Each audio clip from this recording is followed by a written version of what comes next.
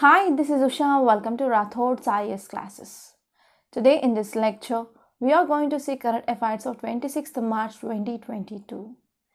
So let's get started with our discussion and let us try to see a small introduction regarding the topics. So first topic, it is about forging a social contract for data.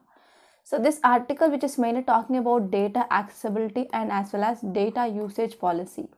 So this topic is important from your polity, which mainly comes under GS paper 2. And next topic, it is regarding Islamophobia. Okay, so recently one resolution which is mainly passed, okay, regarding this Islamophobia. So we are going to discuss that will be important from our society. And next topic, it is regarding heartening milestone. So this article which is mainly talking about exports. So yesterday we discussed one article that we reached the milestone target of our exports, right? So there is one editorial which mainly talking about this exports, and even which is mainly talking about what are the challenges that you are facing now in this exports and imports. And next topic is about India-China, okay, India-China relations.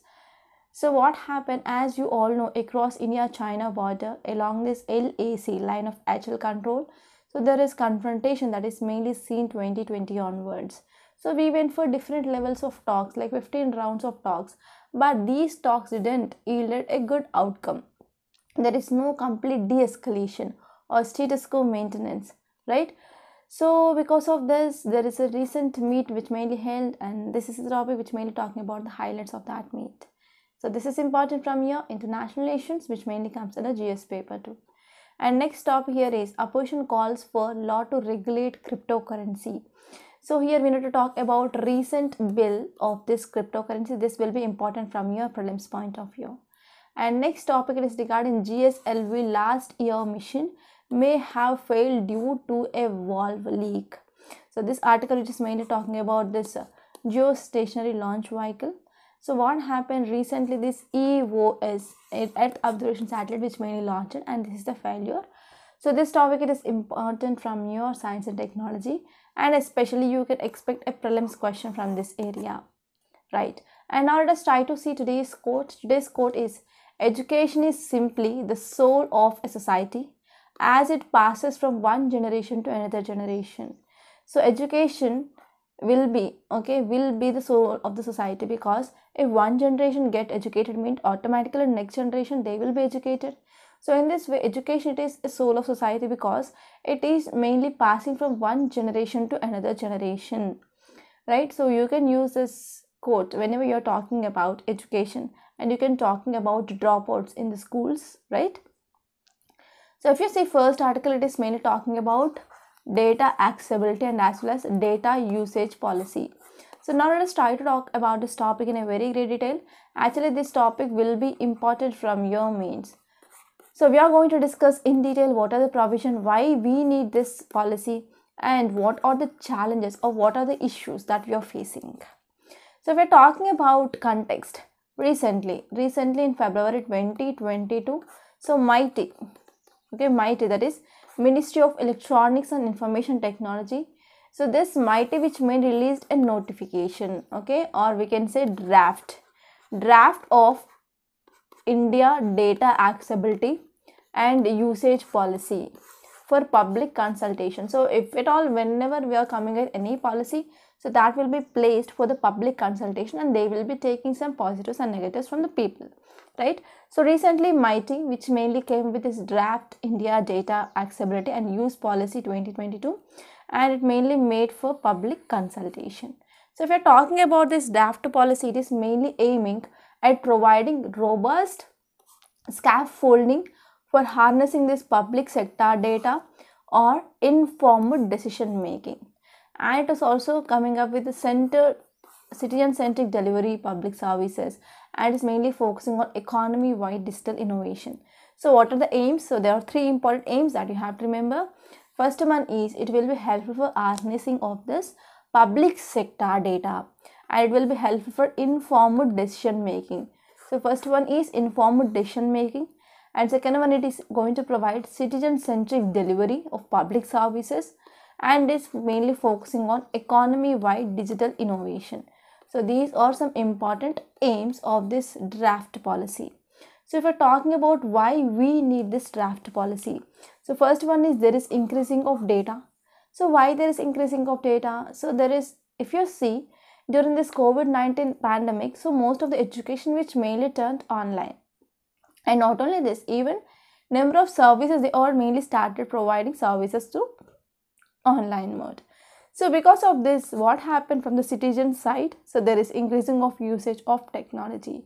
So that led to increasing of data generation. So generation of the citizen data, which is mainly slated to increase exponentially in the next decade.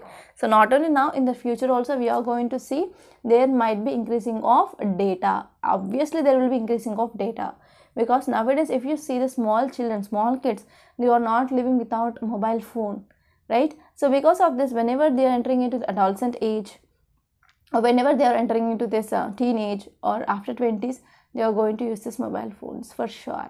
So there will be the increasing of usage of mobile phones, and they will be using digital gadgets, and there is increasing of use of technology. Obviously there will be increasing of data generation in the next decade.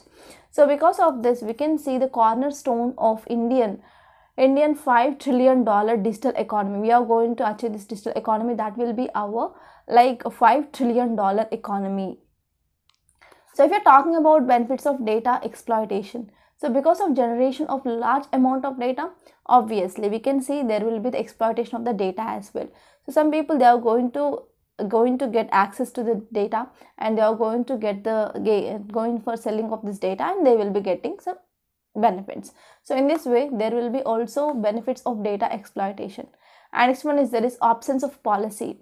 A background note that accompanies the policy outlines existing bottlenecks in data sharing and data usage. So actually what happened, on one side there is increasing of data, and on one side we can say there is data exploitation.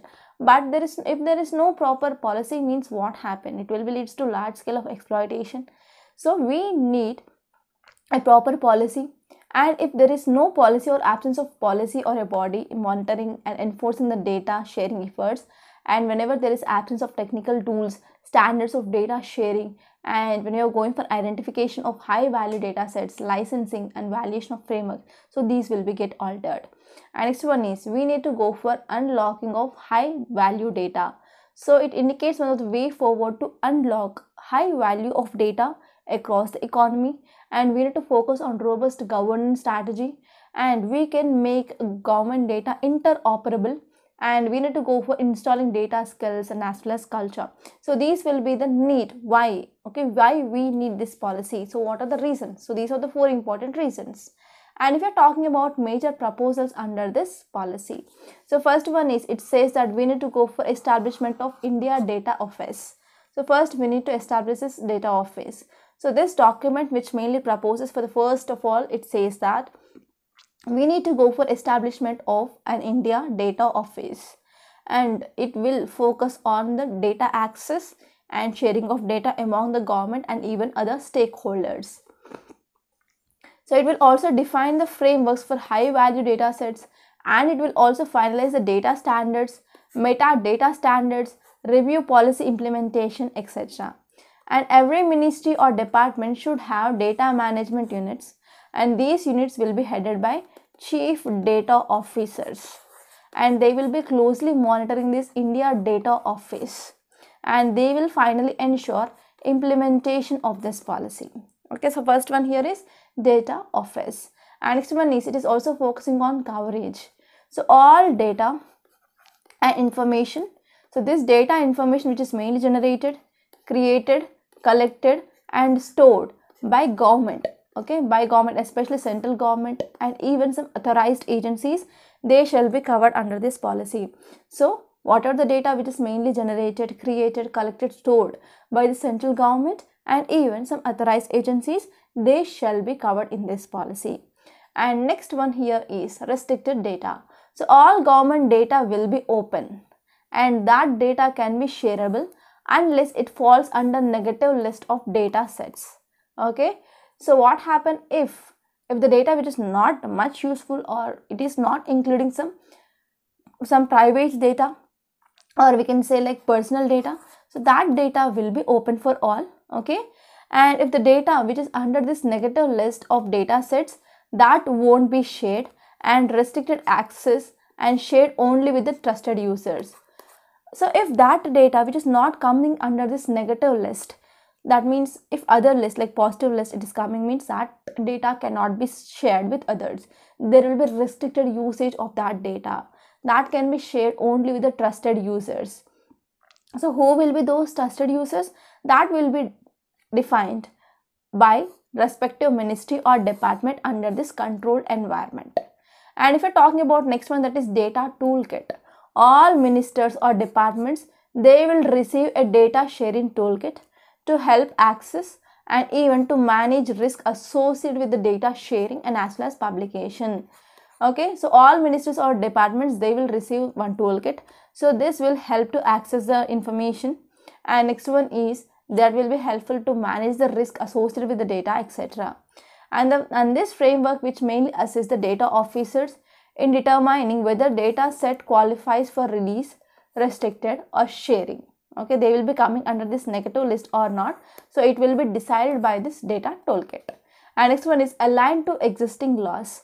So data shall remain the property of the agency or department, ministry, entity which mainly generated and even collected the data. And access to the data mainly under this policy shall not be in violation of any acts or any rules of the Government of India. And if you are focusing on issues, so issues will be very important from your means. So first one here is there is issue of privacy, because India do not have still now, there is no data protection law in India. Okay, so this data protection law will provide accountability and it will be going to give some remedy for if there is any privacy violations. But there is no data protection law. So this is one important cause of concern. And next one is transparency. So while adopting the language of open data, it mainly strays from its core principles of providing transparency. So there is no proper transparency because that data will be coming under this negative list or not. So that will be decided by this data toolkit. So here we cannot see there is transparency here. Okay, so there is only one mention of transparency and little to no mention of how such data sharing will help and it will ensure the demands for accountability and as well as redress. So next one here is perverse revenue objective. So the second issue is that the policy bypasses the parliament and it contemplates large scale data sharing and even enrichment that will be born from these public funds. And next one is federalism. So the policy also affecting this federalism because state government will be free to adopt portions of this policy, and that portions do not specify that how much freedom that the state government they are going to get.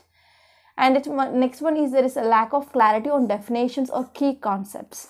So new concepts which mainly introduced by the policy have been defined in a vague and ambiguous manner. Okay, so because of this it will also opens for misinterpretation. And next topic it is regarding Islamophobia. So India's complex position on Islamophobia. So this topic it is important from your GS paper to under society, and we can also add this topic under international relations because here OIC it is mainly involved here, right? So if you are talking about context why it is in news, recently United Nations General Assembly which mainly approved one resolution. Okay, so this resolution which mainly talking that March 15 is International Day to Combat Islamophobia. So this resolution which mainly approved by United Nations General Assembly.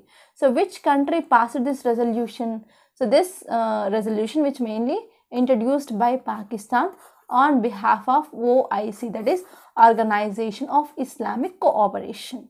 So on behalf of this Organization of Islamic Cooperation, here Pakistan which mainly introduced this resolution in this United Nations General Assembly, and here this United Nations General Assembly which mainly approved this resolution. Though the resolution has passed at this United Nations General Assembly, India has highlighted several concerns. There are several concerns which mainly highlighted by India. So now let us try to understand some key points regarding this resolution.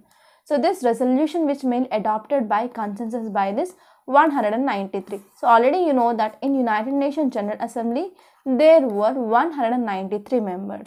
So this is a 193 members world body, and it mainly co-sponsored by about 55 Muslim countries.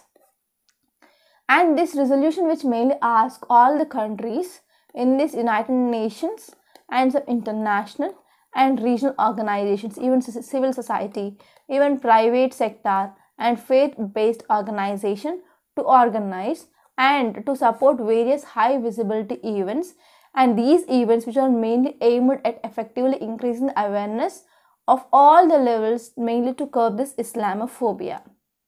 And this resolution which is mainly focusing on right to freedom of religion, belief, and as well as it mainly recalls even 1981 resolution. So this 1981 resolution which mainly talking about the elimination of all forms of intolerance and as well as discrimination based on religion and our belief. So this is the thing which mainly talked in this 1981 resolution. So if we're talking about India's stand, India expressed concern over phobia against one religion being elevated to the level of an international day, and it is mainly saying that there are growing contemporary forms of religiophobia. Okay, so what happened, India's stand here is India which is mainly expressing concern because this phobia, it is against one religion, it is against Islam. Okay, whenever we are celebrating this day as an international day, okay, then there will be the growing of contemporary forms of religiophobia. For example, sometimes we can see Sikh phobia or Jain phobia like that. Okay, so because of this, it is like anti-Hindu, anti-Buddhist, anti-Sikh phobias, etc. And it also cited that the world's pluralism find to no mention in this resolution. And India mainly hopes that so this resolution which mainly adopted does not set a precedent which will lead to multiple resolutions on phobias, and it is mainly based on selective religions and divide the United Nations into religious camps as well.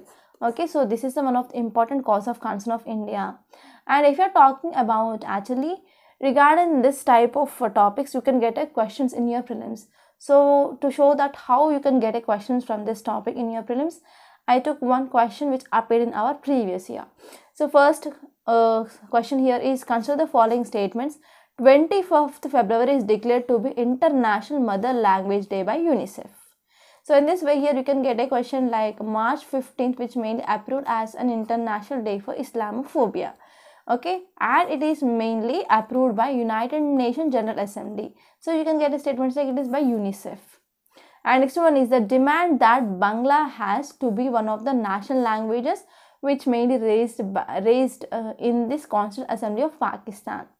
So here this question is asking to identify correct statement. The correct statement is two only. So in this way you can get a question regarding this topic in your prelims. So please be prepared. And the next topic here is heartening milestone. So this article which is mainly talking about trade. Right, there is increasing of our exports and we achieved our record target of $400 billion mark. So in yesterday's lecture we studied some brief background of this topic. Again we are going to discuss background and the detail regarding this topic. And I can say this topic is important from your GS paper 3 under economy. So now let us try to see context. Our central government which mainly came with an announcement. So in this announcement, central government said that India's merchandise exports that have already surpassed the target for the fiscal year, and it mainly crossed a record of $400 billion mark, and this mainly done by March 21st itself. So because of this we can say it is one of the good news for Indian economy, because we are mainly struggling for economic recovery after this COVID-19, because COVID-19 had a lot of negative impact on economy of India, not only India per se, I can say like all the countries across the world, and all the countries which had impacted by this COVID-19, they want to come out of this crisis. And it is one of the good news for India that we mainly reached our target of $400 billion of exports. So the exports rebound which mainly coming on back of last fiscal year. So pandemic induced slump in global demand. So what happened because of this pandemic in the global, in the global markets or international markets, there is decreasing of demand. But particularly we can see there is increase in the demand for engineering goods, apparels and garments that have done well this year. So because of this we can say because of increasing of this exports of this engineering goods, apparels and garments, that led to increasing of our Indian exports. And this one is engineering goods in particular, that registered about 50% of growth, and ready-made garments also we can see there is 30% of increase. So this is the data which is mainly given by Commerce Ministry. And there is also increasing of this petroleum products as well. So even though there is increasing of this global crude oil prices, so there is some increase of this petroleum products that is mainly seen. And even overseas shipment of goods which are mainly produced at this Indian refineries, there is increasing of exports by 150% in the first 11 months of the fiscal, right? And we can also see there are some important challenges that we face, like there are some issues regarding this logistical challenges, and there are some issues like container shortage and even port congestion. So these are some important challenges that we face even though there is increasing of exports. And if you see further more challenges, so what happened? So because of increase of exports, we can see that there will be decreasing of our current account deficit. But on other side, we also increased our imports. So because of increasing of imports and exports, that led to increasing of our current account deficit. At present, our current account deficit of India is $175 billion. And this one is the gap is wider than this pre-pandemic year of 2019 to 2020. And we can see there is global inflation. So because of this global inflation, that led to increasing of this commodity prices as well. Okay, so this is one of the cause of concern. And next one here is there is increasing of this crude oil prices, and because of this ongoing Russia-Ukraine crisis, now it is also leading to some fresh problems for the exporters. So what is a way forward now? So policymakers, they must go beyond stop-gap measures, and we need to enable now rupee-ruble trade. Rupee is Indian currency and ruble is Russian currency. And we need to go for coming up with this free trade agreements such that will be helpful to lowering of tariffs, and that will further boost our exports, right? So this is about this topic. And now let us try to say next topic, it is regarding India-China relations. So title says peace in border areas, it is key to normal ties, India tells China. So this article, as you know, this is important from your international relations. So I think you know about the background regarding this confrontation along this LAC since 2020 onwards. So if you see context, it mainly says that there can be no normality in India-China ties unless the troops amassed at this line of actual control or withdrawn. So our external affairs told this Chinese foreign minister that, so if we want to have a good India-China ties, so that can be done only when there is disengagement across this LAC region. So if you see details, it mainly says that our external affairs minister told the media that their meeting had a broad and subjective agenda, and they talked about some open relations, okay, and they mainly talked about some frictions, tensions that mainly arise from this Chinese deployments that is seen across this line of actual control since 2020 onwards, right? And they also talked about some important agreements. But here finally our external affairs minister said that because of large number of troops that are mainly present across this LAC region, so the contravention of agreements is abnormal now, right? So this is about this topic. And now let us try to see next topic, it is regarding opposition calls for a law to regulate this cryptocurrency. So nowadays the use of this cryptocurrency had been increased, right? So we need to have a law that need to regulate this cryptocurrency. So this topic is important from your GS paper 3 under economy, and if you are talking about law, that will comes under your polity, which mainly comes under GS paper 2. So if you are talking about context, it mainly says that in Lok Sabha, while debating the finance bill, opposition members, they mainly stressed that there is a need of legal framework or law, and that need to regulate virtual currencies such as cryptocurrencies, etc.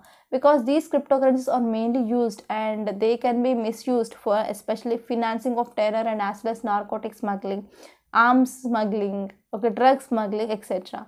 So these are some important challenges, right? So if we're talking about background, actually this cryptocurrency and regulation of official digital currency bill 2021, which mainly introduced in the winter session of parliament. So in the winter session of parliament, actually the cryptocurrency and regulation of official data currency bill 2021, which mainly introduced in our parliament. So we're talking about some key provisions of this bill.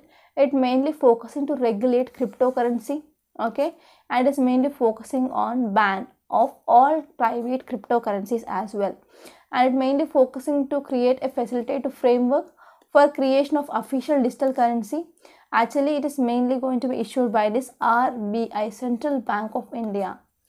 Okay, so far there is no proper domain for this bill, no public consultation that we can see.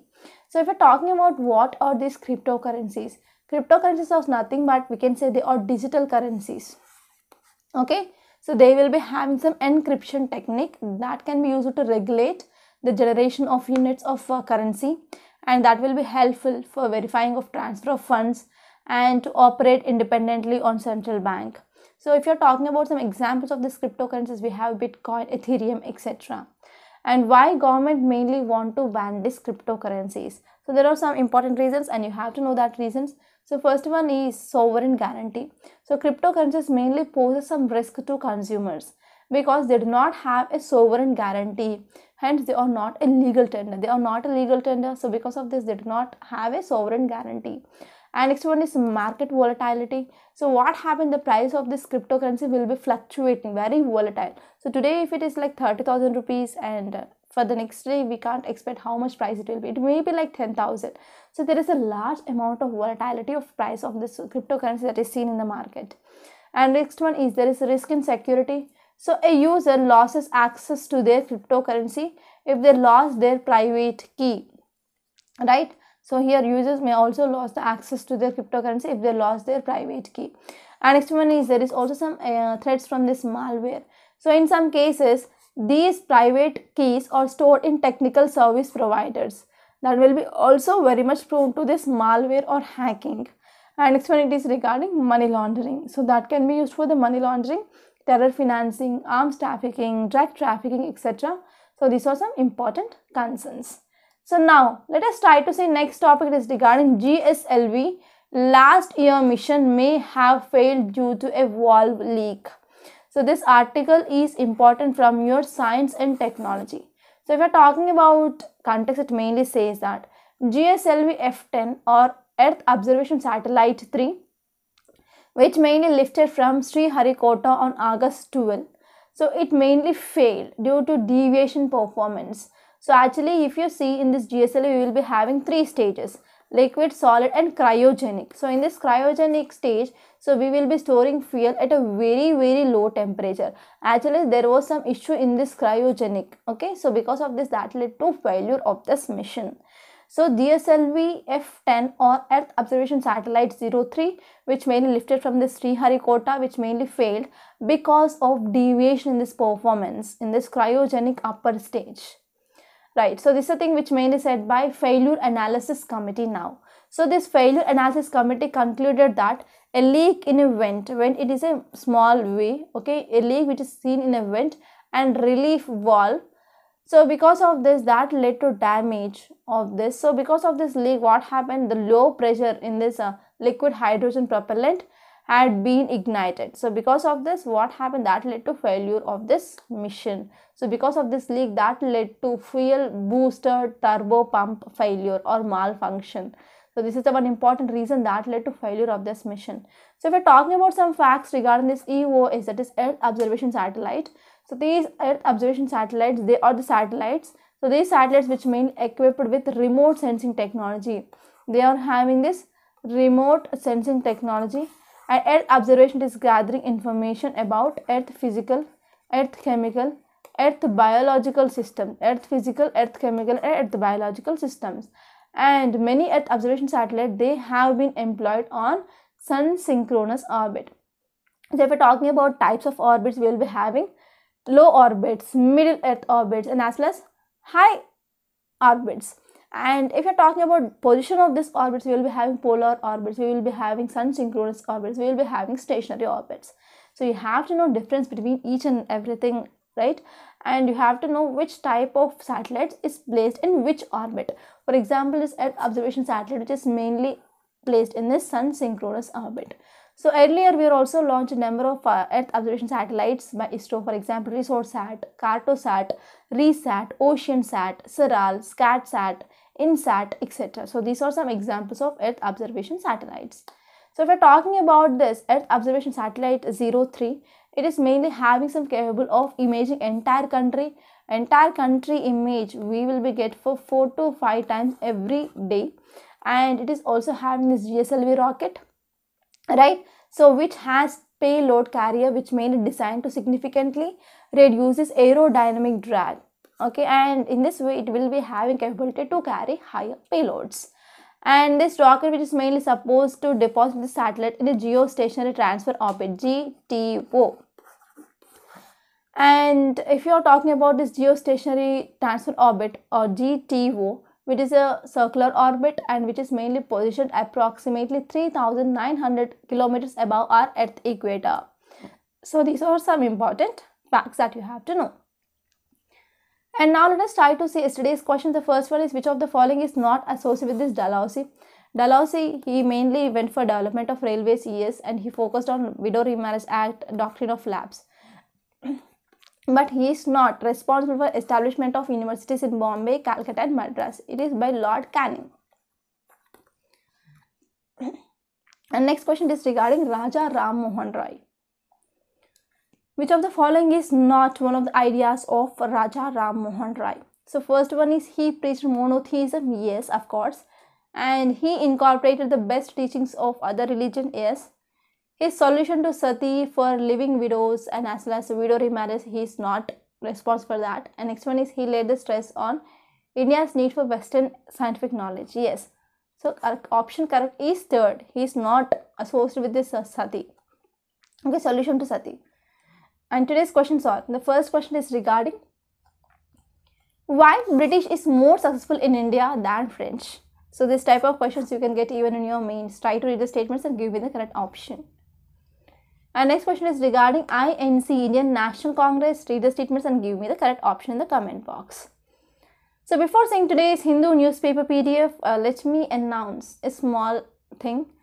In Rathod's IAS, we are coming up with mains answer writing practice course. This is a 1-year course and it is going to be start from April 4th. Already the registration had been opened, so you can go for registrations for this 1-year course of mains answer writing practice. So in this course, you are going to complete GS1, GS2, GS3, GS4 within 1 year, and you are going to write answer in regarding each and every topic that is present in your syllabus. So what are the highlights of this topic? First one is, so we are providing weekly targets so that you need not to change your preparation strategy, and daily just one question will be given. It will not take much time from your side, and there will be evaluation of your answer. We will be providing one-to-one mentorship, and there will be model answer will be given. On Sundays, there will be essay or case study practice. So how you are going to get beneficial? So first one is, you are going to understand how to write introduction, body and conclusion format, that is IBC format. You are going to understand, so what are the key points that you have to focus, and you are mainly practicing diagrams, flow charts here. And next one is, you are going to understand the topics and you are going to complete your syllabus within 1 year. And there will be comprehensive coverage of current affairs, especially in the GS2 and as well as GS3. They are mainly based on current affairs. So these are the benefits of this course. So try to join this course, and the price is also affordable. And the new batch is going to be start from April 4th. So apart from that, we are also ready to launch a pen drive courses for your entire foundational course for 2023. And in this course, we are mainly focusing on conceptual clarity, and each and every topic in your syllabus will be discussed along with previous year's questions of mains and prelims and even current affairs as well. So this course is a very comprehensive course. You can join this course. And if you have any doubt regarding these courses, you can call me on this number 8074765513. So if you want to watch the demo videos, you can visit our website Rathod Science Academy, and there you have to register with your email ID. Then you can watch 3 demo videos in each and every subject without paying a single penny. So after watching that lectures only, you can go for payment and you can call me. Okay. So this is the number, and you can call me on this number to talk to me regarding this courses.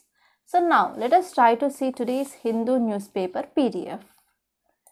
Yes, this is our Hindu. Okay, date here is March 26, 2022, and this is our Hindu edition.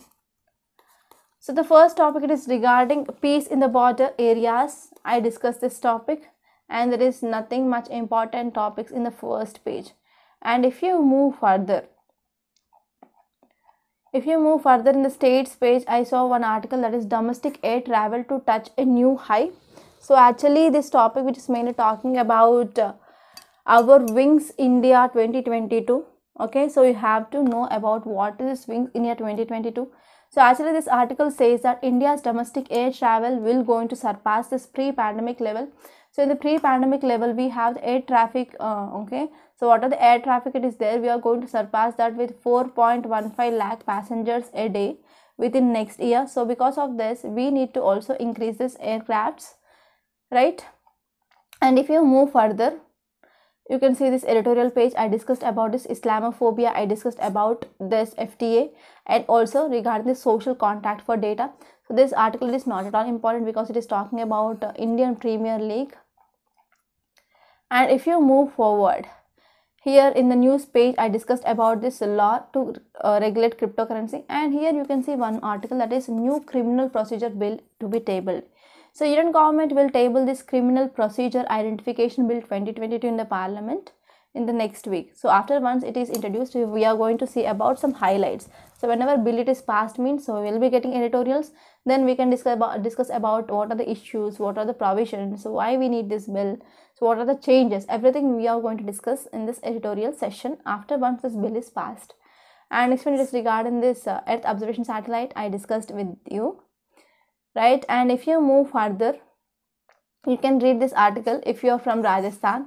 Okay, if you are from Rajasthan, you can read this article, because in some case studies you can give an example regarding this, how society is also contributing for education, and there you can write this example as a case study, right? And if you see in the world page, you can refer this Sri Lanka to set up special Northeast Fund.